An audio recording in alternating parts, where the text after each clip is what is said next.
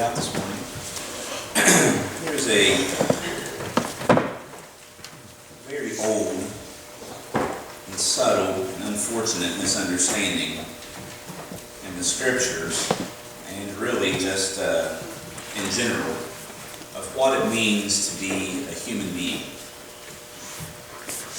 We see it in the just in regular outside of church and secular settings, even inside church in some places, whereas people view human beings as nothing more than some sort of animal, maybe a fancy animal, but no more than an animal, no more than the highest form of primate, some sort of ape.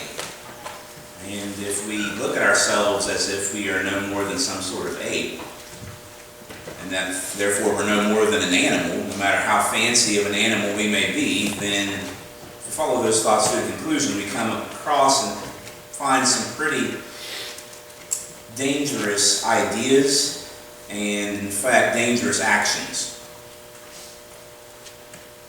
We see that in our world, human life is not really something that people value as much as they ought to, even from the very foundation of life. Lately, I've been saddened to hear the arguments that people have been making for abortion. I'm not going to talk about abortion, but this does connect to it somehow. And people have been making the arguments that people that are disabled should be aborted. You know what they're saying when they say stuff like that? That they're not worth living. Now, I have a disabled brother. I learned more from him than I've learned from almost anybody else my entire life. Or someone else in a different situation. That those folks just aren't worth living. And so that should be okay to end them before they have the opportunity to ever take their first breath. Give me a break. That is so far off the rails of truth and morality that I'm not sure how we will ever get it back on track if we don't start looking to God. But it's not just there. It's not just in the halls of academia where we are told that we're nothing more than an ape, or it's not just in the halls of government where we're told that only so much of the population is worthy to be considered to live as a human being. And see, oftentimes within our own hearts we say certain things. We'll say, we'll make a mistake or we'll sin, and I've heard people, I've never really heard many people here say this, but I've heard other places, well, they'll say things like, oh, I'm only human. I'm only human. That goes back to the idea that there's not much there about us. There's not much for us. And I've heard other doctrines where folks are, oh, we're just so far gone, and human beings are just horrible. There's just nothing about us that's good. Whereas I can understand that argument to a certain extent, I also want to submit to you this morning that is a very unbiblical way of looking at humanity. For one thing, we are fallen. There's no question about that. We turn to Genesis chapter 3, third page of the Bible. Humanity falls from God. We're removed from our home, and we have not made it back yet, and we can't make it back at this point. But we will be back at home. Of course, it won't be in the Garden of Eden, but really, you kind of get the idea that wherever God is, that's where home is. And so God left the Garden of Eden, and He kicked man out of the Garden of Eden. But we can get back to God, and therefore back home, when we come to Christ. We're no longer fallen. Outside of Christ, we're fallen and we are lost. The Bible tells us that again, third page of the Bible. And then you go all the way to Romans 3:23. We know that passage very well. For all have sinned and fallen short of the glory of God. So yes, outside of Christ, we are fallen and we are lost, but that doesn't make us unworthy to live, unworthy of God. Yes, we're not worthy of being in the kingdom, of being God's children because of sin, but He has seen us as worth it. because of who we are and what He has done in us. If we were to turn to page 321 in our song books, there's a song, beautiful, beautiful song. But there is a phrase in that song that gets me every time. And actually when I hear it sang, I kind of shudder. The very first verse says, "Alas, and did my Savior bleed, and did my Sovereign die? Would He devote that sacred head for such a worm as I?" I can only think of one time in the Scriptures that a human being is called a worm. And that was Bildad. I believe it was Bildad in Job, when he was saying that Job was a worm and that all of us are worms. But as I mentioned in class this morning, just because people said things in the Bible is telling us this is what this person said, this is what this person did. It doesn't always mean that we are supposed to agree with the person who said something in the Bible. Context determines what it is that's true. It's true they said it, but God's saying that's not true. That it's not true what they said. Same thing if somebody did something. I didn't watch, but I was on a forum once, and someone had said, "Well, you say the Bible has examples of how we're to live, and yet you turn in the book of Genesis, and you see Lot having sexual relations with his 2 daughters. Are we supposed to do that?" That's ridiculous. Anybody who is not being facetious or has read the context knows that's not what the Bible is telling us to do. It's really using an example of what not to do. And so when we see that Bildad says that we're all worms, later on God says, when God comes to speak to Job, all of the counsel that these 3 men had given Job, He says to them, "Who is this that darkens my counsel without wisdom or understanding?" We're not worms. We are fallen outside of Christ, but that does not diminish the fact that because we are humans, we are made in the image of God. Now, we've talked about what it means to be made in the image of God several times, so I'm not going to belabor that point. It doesn't mean that we look like Him, though I suppose we may look like God. He might have chosen to make us look like Him. It's possible. I don't know what He looks like. I know He has a back because He let Moses see His back. But I don't know what His facial features look like. But it means more than that, and we've talked about what it means, and it's not that we can think or we have emotions. Even the animals can think and have emotions, maybe not as deeply as we do, nor do we have emotions as deeply as God does. That's not what it means. It means in the context that we are in the image of God, meaning that God has given us authority to rule over the earth. And we are to rule over the earth by His rule. So when we sinned, we rejected that. But that doesn't change the fact that we are made in His image. Now, this is seen a little more clearly if you turn to the book of Mark, chapter 12, and verse 14. And here you see people are asking Jesus, they're always trying to trick Jesus about stuff. And Jesus, of course, lives during the days of the Roman occupation. And there's a lot of people that hate Rome, and they're ready to go to war with Rome. And in fact, within just about 3 decades or so, the people of Israel, Palestine, would rise up in rebellion against Rome, which eventually leads to the destruction of Jerusalem and the temple in the year AD 70. So there are those zealots, and they're trying to see where Jesus is on these things. And they say, is it lawful to pay taxes to Caesar or not? Now remember what Jesus does, don't you? He says, give me a coin. So they give him a coin. And you remember what happens. He says, whose image is on the coin? Notice that word. Don't miss the word. Whose image is on the coin? Of course, the answer was Caesar. Caesar's image is on the coin. And so, therefore, Jesus says, render unto Caesar what belongs to Caesar, but render unto God what belongs to God. Yes, pay your taxes to Caesar. Pay your dues to God. What does that mean? Caesar just had a coin, a flat thing that had his image on it. That's not much if you think about it. We get really excited about those things, don't we, though? People get excited about money. People always have. Money's just a thing. People say it's the root of all evil. That's not what the Bible says. The Bible says the love of money is the root of all evil. Money's just a tool. It can do good or it can do bad, but it comes from within the heart where whatever it's going to be able to do, because we're the ones that's doing it. It'd be like me saying, I really love my hammer. I mean, really, that's all it is. I love my hammer. Actually, I do like my hammer quite a bit, but I don't love it. It has a little tiny claw on the back as well as a big claw. I always thought it was pretty neat. But it's just a tool. I don't really love it. Money's just a tool. Don't be so stuck to it, he says. Give it back to Caesar. But there's something else more important going on.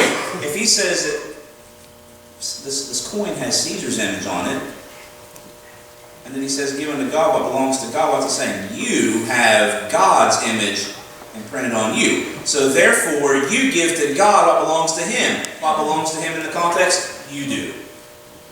Your life, your time, everything, excuse me, belongs to God.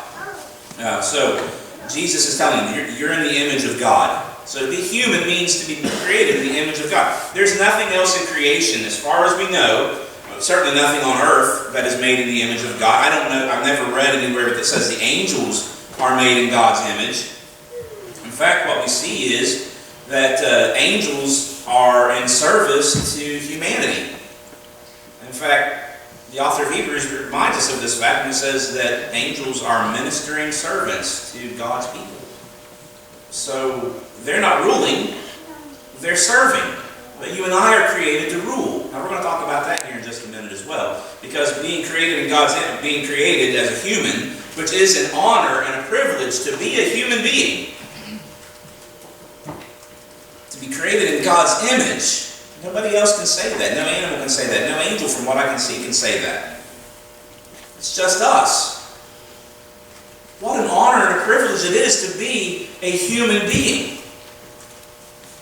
Fallen and sinful though we may be.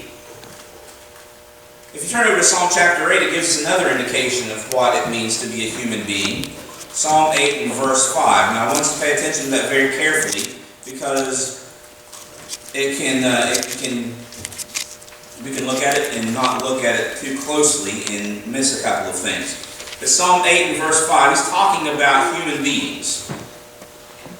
He says, you have made him. Well, we'll go back up to, let's go to verse 3. He says, when I look at your heavens, the work of your fingers, the moon, the stars which you have set in their place, what is man that you are mindful of him? And the Son of Man that you care for him? He's not talking about Jesus. Jesus' favorite name for himself was the Son of Man. But he's not, in the context, he's not talking about Jesus. Now, the next verse he says, yet you have made him a little lower than the angels, and have crowned him with glory and honor. Now, the author of Hebrews will go back and by talking about Jesus, saying you have made him a little lower than the angels. For a little while, I should say. You have made him, for a little while, you have made him a little lower than the angels.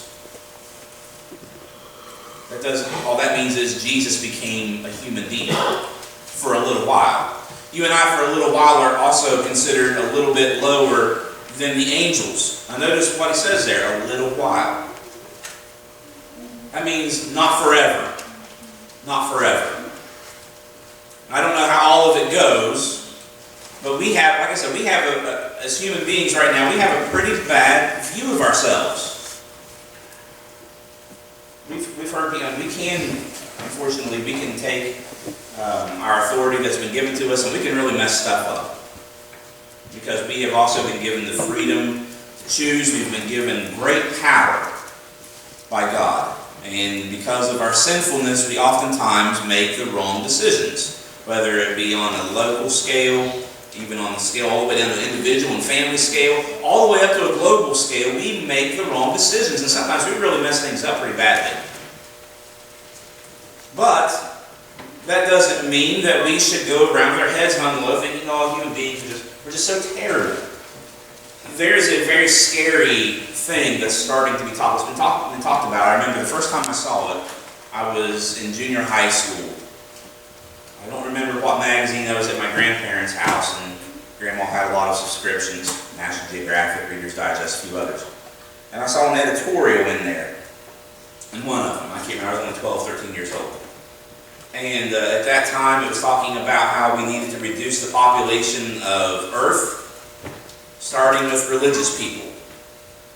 And if we reduce the population of Earth, we might be able to save the planet. That was way back in 1989, if I recall. And so I know things have been said a little bit before then, But now you fast forward and you're actually starting to hear certain politicians, though they are not quite popular yet, hopefully they won't be, starting to say the same thing. If you were to go down to Georgia, and I don't remember exactly where in Georgia it is, you can find it on the internet, there are these large stones, I think they're about 10 to 12 feet tall. They're called the Georgia Guidestones. They're mysterious because nobody knows, or officially knows, who set them in place. And the Georgia Guidestones are meant by somebody. There's some theories about what organization put them in place. But the Georgia Guidestones, one of their things, like kind of the Ten Commandments of how the human race can survive. And one of the things that the Georgia Guidestone says is to reduce the human population to below just a couple of million.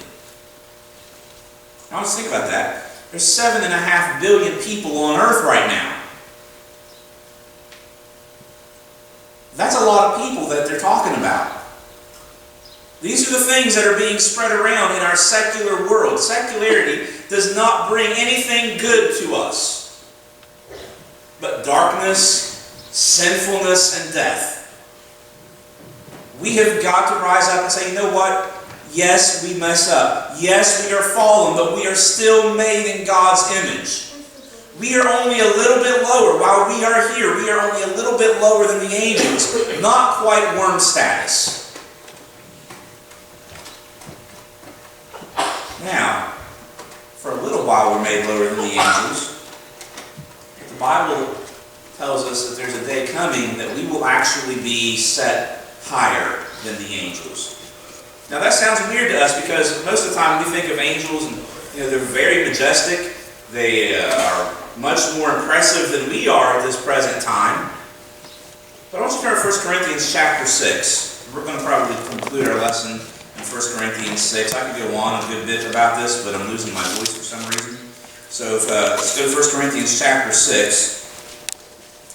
And as we've talked about before, in the Corinthian church, they had troubles. I mean, they had troubles. They had troubles of people deciding to have a physical relationship with his stepmother. They had problems with the Lord's Supper. They had problems with money. They had problems with the spiritual gifts they were having. Instead of using them to edify one another, some of them would say, hey, you know what? I speak in tongues. I'm better than you are. And the other ones get offended at that. Say, oh, I prophesy. I'm much better than you are. And it's just, they would argue about these things. There's so many divisions in the church. Even in the first part of 1 Corinthians, Paul says, it really grieves me that some of you say, I am of Paul, I am of Apollos, I am of Cephas, or I am of Christ. So within the congregation, there were 4 separate divisions right away for people who are saying, I like to hear Cephas better, which is Peter, or I like to hear Paul better, I like to hear Apollos. And even some of them say, well, I like Jesus the best, which, good job. But the way they were doing it was in a divisive manner. So y'all need to straighten up a little bit. Now, in 1 Corinthians chapter 6, they were actually suing one another. They were going to law against each other. Church members going to law against church members. And Paul really says, what are you doing? He says, let's start in verse 1. It says, when one of you has a grievance against another, does he dare go to law before the unrighteous instead of the saints? Now remember, the saints, that doesn't mean that we have a certain group of people over here that are saints. What do we say about saints? All of us. Once you become a Christian, you are a saint. It means that you have been sanctified and set apart by God, and all of us have been sanctified. So why, he says, are you going to go to politicians that are probably, at that point in time, not believers? They probably are still worshiping gods that are demonic. Why are you going to them when you should be looking to matters within the congregation and figuring things out? He says in verse 2, or do you not know that the saints will judge the world? Now the word judge there can also mean in the Greek, you will have authority. In other words, you will rule over the nations. I don't know how all that works, because we know all these things are going to be destroyed, but the Bible does say that God's people will rule with Jesus over all. So I don't know how it all works, but that's linking to that. And then he says something even more interesting. Well, before we get there, he says, are you incompetent to try trivial cases? If you're going to be given authority later on after the resurrection, over all of these things. Again, I don't know how it all works. I don't know what it means, to be honest with you. But we are promised that that's part of it. We will have authority. How are you incompetent to deal with these small issues? And then he even says in the 3rd verse, do you not know that we are to judge angels? Have authority over angels. So no longer at one point in the future will we be under the angels, but instead we'll be over them.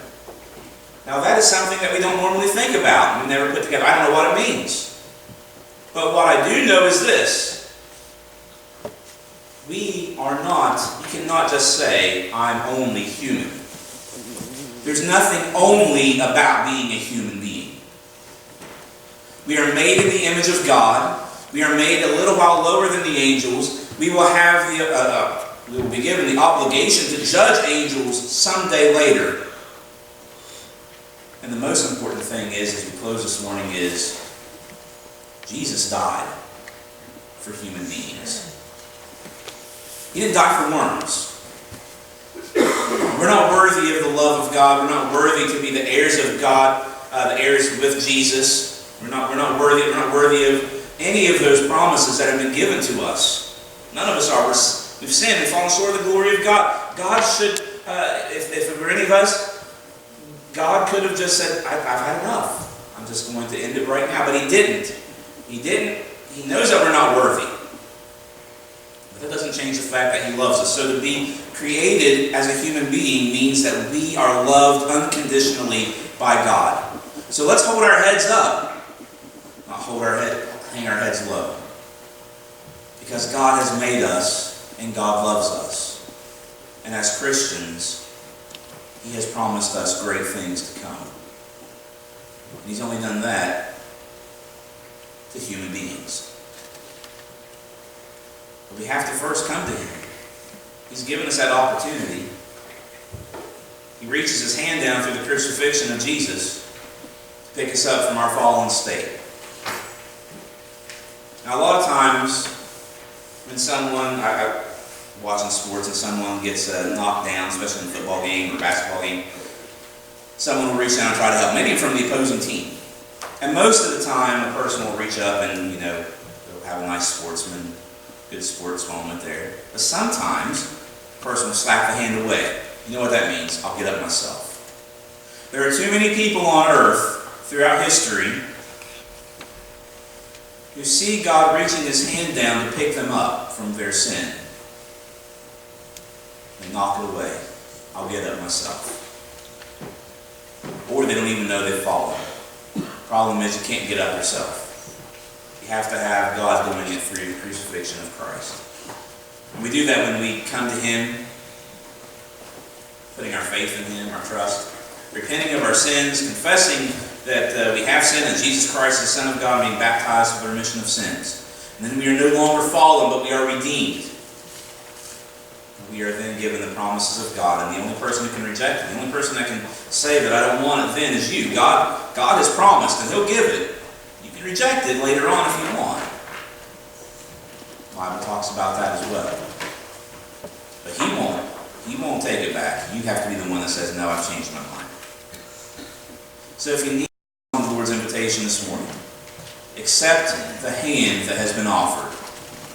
Get out of the mire and the muck and the sin that leads to nothing but death, and be put in a place where God says, I will give you a crown of life, victory, and you will have authority with my Son. You will reign beside Him. I don't know what that means, but it sounds great. And it certainly sounds better than anything else that we could ever come up with. So if you need to respond to the Lord's invitation, please do that now. Don't put it off. We don't know what's to happen today, tomorrow, or the next day. And if we are found wanting, then we will be lost forever. You don't want to do that. You need to respond to it now while we got our stand and probably sing.